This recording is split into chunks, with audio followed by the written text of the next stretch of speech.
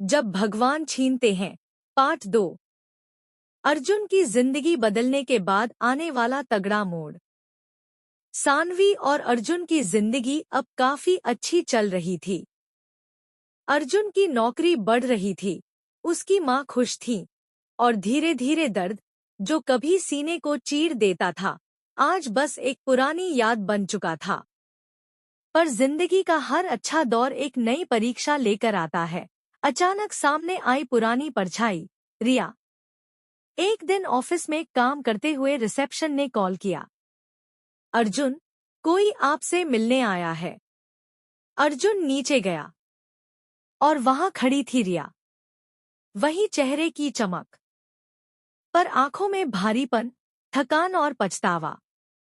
अर्जुन एक पल के लिए रुक गया। पुराना दर्द जैसे दिल पर दस्तक दे गया, लेकिन इस बार उसके अंदर टूटने की जगह शांति थी।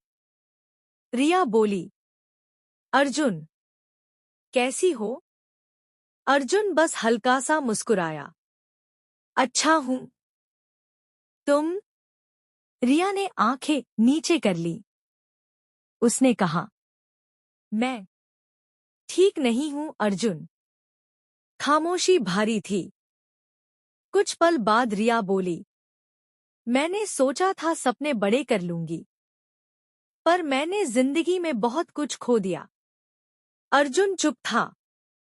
वह सुन रहा था, लेकिन उसके भीतर अब तूफान नहीं था। रिया ने आगे कहा, अर्जुन, मैंने तुझे इसलिए छोड़ा था क्योंकि मुझे लगा तू बहुत साधारण था।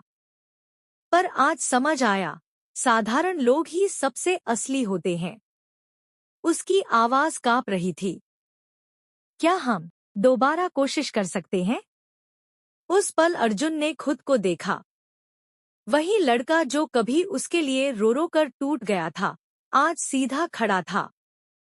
मजबूत, आत्मविश्वासी।